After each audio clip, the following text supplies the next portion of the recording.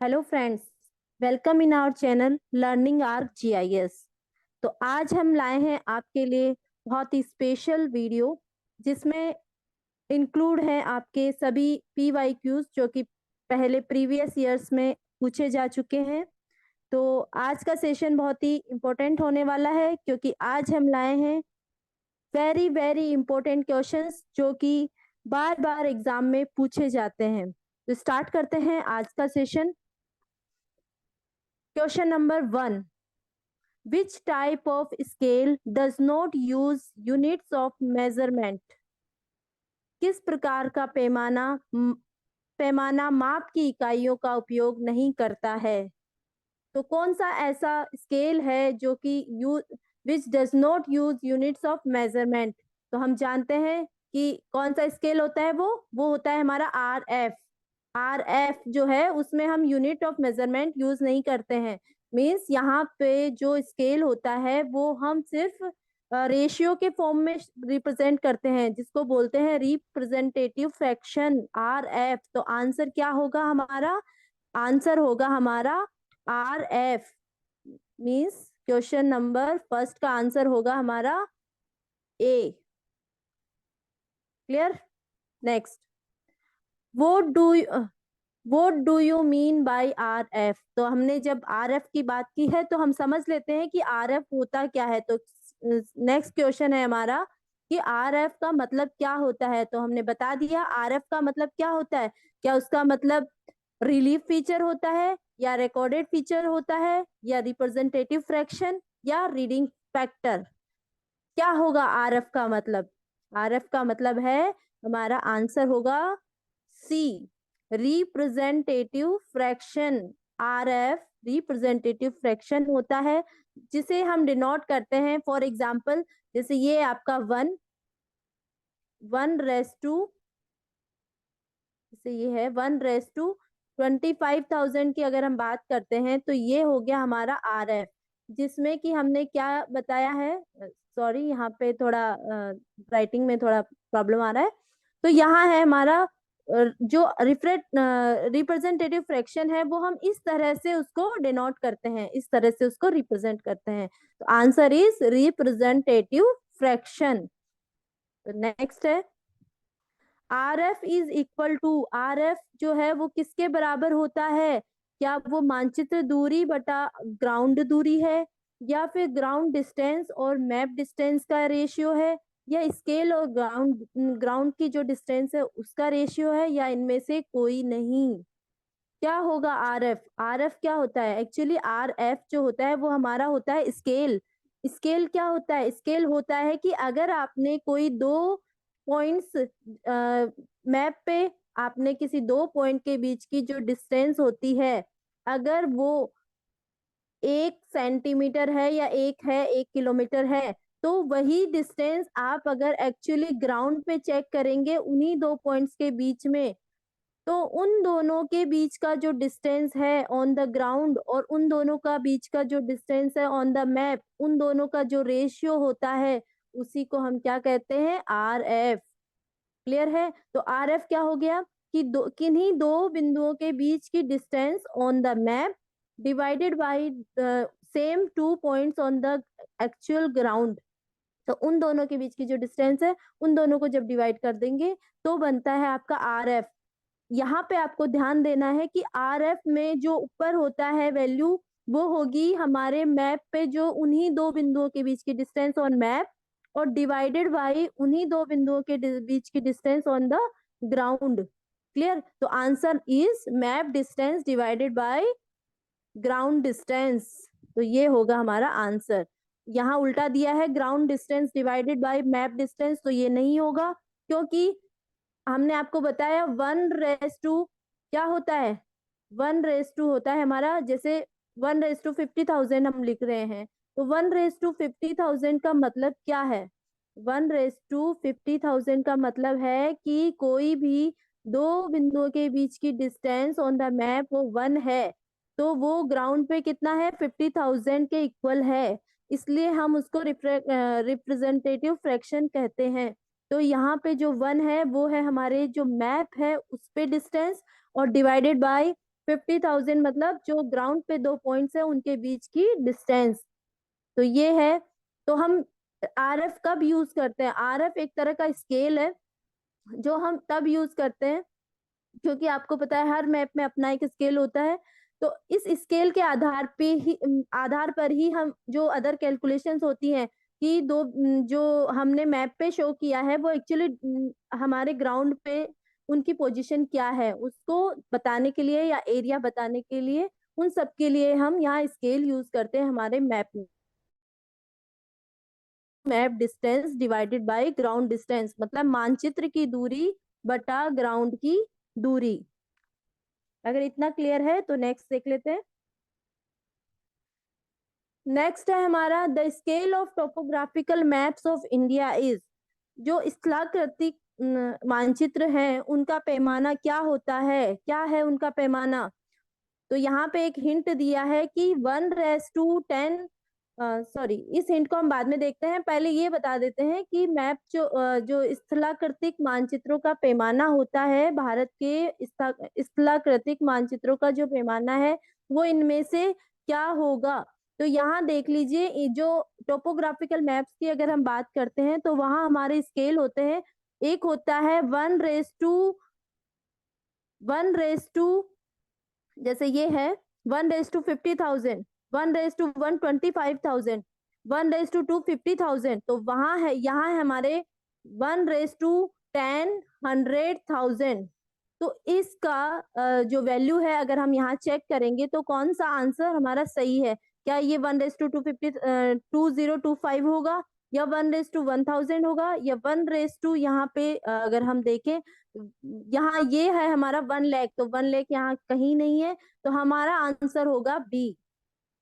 क्योंकि जो topographical maps होते हैं उनमें स्केल या तो ये होती है या 250,000 होती है, या तो 1 मिलियन की स्केल होती है या 250,000 की होती है, या 1:125,000 होती है, या फिर 1:50,000 होती है।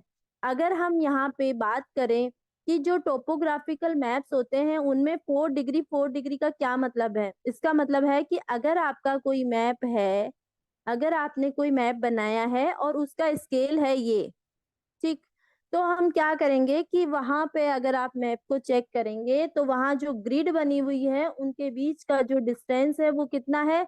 ये भी आपके 4 डिग्री की ग्रिड है, राइट, और ये भी आपका 4 डिग्री की ग्रिड है। मतलब कि अगर आप 1 मिलियन का स्केल बना रहे हैं तो वहां पे जो ग्रिड है उनके बीच का जो गैप है वो कितना है? 4 डिग्री की गैप में वो ग्रिड्स बनी हुई है। लेकिन अगर हमारा मैप होगा 250,000 स्केल वाला, तो वहां पे हमारी जो ग्रिड है उनके बीच का जो ये डिग्री है वो कितने इंटरवल पे एक दूसरे को ये डिवाइड कर रहा है मैप को, तो यहाँ पे 1 डिग्री वाला ग्रिड यूज किया जाएगा ऐसे मैप में। अगर वो होगा आपका 1:250,000, तो वहां पे जो ये इस तरह से जो हम ग्रिड यूज करते हैं लेटीट्यूड लॉन्गिट्यूड के लिए, वो ग्रिड का जो अंतर है वो कितना होगा? यहाँ भी होगा आपका 1 डिग्री और ये भी 1 डिग्री है, इसी तरह से ये भी 1 डिग्री वाला है और ये भी 1 डिग्री वाला है, राइट।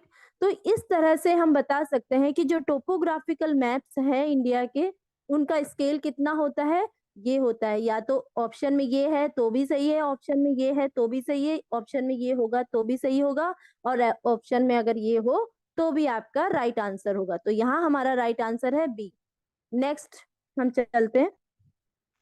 नेक्स्ट है हमारा the map showing the parcels of land with their numbers is known as. मतलब भूमि के टुकड़ों को उनकी संख्या सहित दर्शाने वाला मानचित्र क्या कहलाता है? मतलब कि आपने देखा होगा कुछ मैप्स ऐसे होते हैं जिनमें कि जो लैंड है उनके पार्सल्स को दिखाया जाता है। जैसे कि आपका कोई मैप है, कोई गांव का मैप है या फिर कोई सिटी का मैप है, तो वहां पे आपने कुछ इस तरह का मैप देखा होगा जिसमें कि ये बताया होगा कि जो ये है ये तो रोड है, ठीक, और ये है वो किसी का घर है, ये किसी का घर है, ये किसी का घर है, ये किसी का घर है। तो इस तरह का जो मैप है जिसमें मैप पार्सल्स को दिखाया जाता है, तो उन्हें हम कौन सा मैप कहते हैं? तो हम जानते हैं उन्हें हम खसरा मैप बोलते हैं, और खसरा मैप को ही इंग्लिश में क्या कहा जाता है? उन्हें कहते हैं कैडस्ट्रल मैप। और यहाँ पे कुछ नंबर्स होते हैं, नंबर्स मतलब ये जो घर है इसका प्लॉट नंबर 265 है जैसे, ठीक है। तो अगर इसका नंबर 265 है तो इसके पास वाले का नंबर 266 ही होगा, और इसके पास वाले का जो नंबर है वो 267 होगा, इसका 268 होगा। इस तरह से इनके नंबर्स भी दिए होते हैं। तो ये है हमारा कैडस्ट्रल मैप। नेक्स्ट है हमारा, if a map with the scale of 1:50,000 is enlarge to 5 times. अगर आपका 50,000 के स्केल वाला कोई मानचित्र है और उसको 5 गुना बड़ा कर दिया जाए तो क्या होगा, जो हमारा मैप होगा वो कितना मिलेगा हमें, किस स्केल का मैप होगा वो। तो इसके लिए हमें ये जानना जरूरी है कि जो लार्ज स्केल वाले मैप होते हैं और स्मॉल स्केल मैप होते हैं उनमें क्या अंतर है।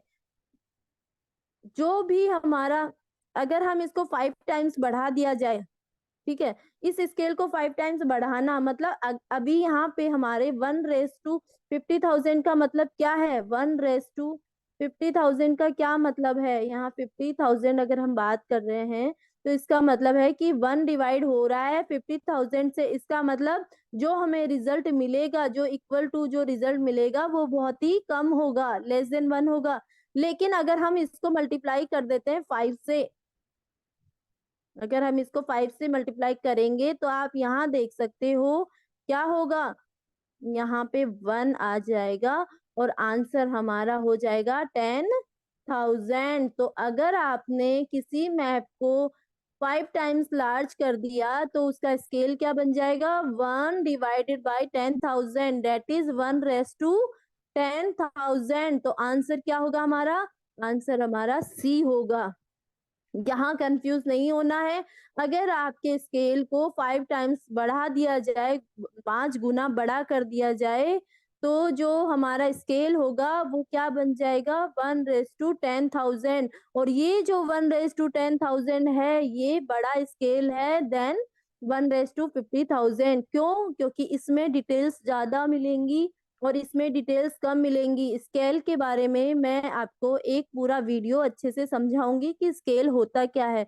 लेकिन यहाँ हमें ये समझना है कि 50,000 स्केल अगर आपको दिया है या 10,000 आपको स्केल दिया है तो उनको अगर आप कंपेयर करोगे तो लार्ज जो होगा वो होगा हमारा 1:10,000 स्केल, और स्मॉल स्केल होगा आपका 1:50,000 स्केल। तो आपको यहाँ नंबर्स पे ध्यान नहीं देना है, आपको ये ध्यान देना है कि डिटेल किसमें ज्यादा मिलेगी, डिटेल्स हमें मिलेगी 10,000 वाले स्केल में। तो नेक्स्ट करते हैं question, line and bar graphs are to represent. मतलब कि जो आपके लाइन और बार ग्राफ होते हैं वो किसको निरूपित करते हैं।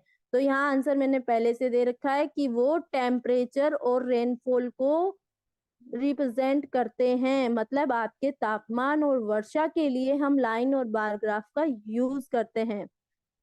नेक्स्ट है, the production of different cereals per year can be represented by. प्रति वर्ष विभिन्न अनाजों के उत्पादन को निम्न द्वारा प्रदर्शित किया जा सकता है।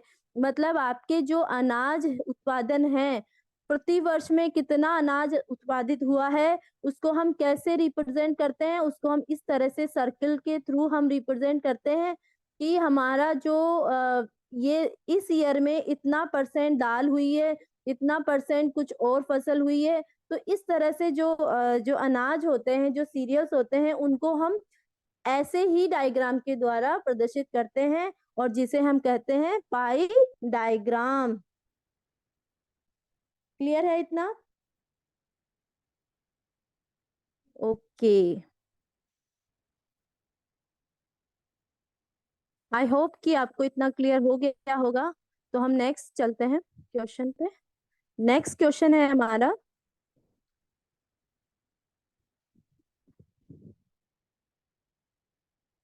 Map which represent particular theme और फीचर आर कोल्ड। वह मानचित्र जो किसी विशेष विषय वस्तु या विशेषता को प्रदर्शित करता है। मतलब कि वो मानचित्र जो किसी विशेष वस्तु या विशेषता को प्रदर्शित करता है क्या कहलाता है। अगर आप कोई मैप बना रहे हो और एक पर्टिकुलर थीम को लेकर वो मैप बना रहे हो, मतलब कि वो आपने जो मैप बनाया है वो किसी थीम का है, जैसे वो किसी रेलवे डिपार्टमेंट के लिए आप मैप बना रहे हो, या फिर वो किसी आप बना रहे हो किसी फॉरेस्ट डिपार्टमेंट के लिए मैप, या फिर आप बना रहे हो किसी जैसे वाटर रिसोर्स मैनेजमेंट के लिए मैप। तो अलग अलग थीम के लिए आप अलग अलग मैप बना रहे हो, तो उस मैप को आप क्या कहेंगे? उस मैप को हम कहेंगे, क्योंकि यहाँ ऑलरेडी दिया है कि थीम, थीम से बनता है हमारा थीमेटिक मैप, कि वो मैप जिसमें हम पर्टिकुलर एक थीम को लेकर चलते हैं तो उसे हम कहते हैं थीमेटिक मैप। तो आंसर क्या होगा हमारा? Thematic map. नेक्स्ट है, which scale is the largest scale cover less area with more details. इनमें से कौन सी ऐसी स्केल है जो कि लार्जेस्ट स्केल है? लार्जेस्ट स्केल का मतलब मैंने अभी पहले बताया, मतलब स्केल का लार्ज होना मतलब वैल्यू का कम होना। तो यहाँ पे कौन सा ऐसा स्केल है जो लार्ज है? सबसे ज्यादा लार्ज कौन सा होगा? तो देखो, 25,000 या 50,000 या 10,000 या 250,000। तो answer is largest scale is 1:10,000, क्योंकि जिसमें डिनोमिनेटर की जो वैल्यू है वो कम होगी, वही स्केल हमारा होगा लार्ज स्केल। अर्थात कि वो स्केल जो कि कवर लेस एरिया, मतलब उसमें एरिया तो आपको जैसे ये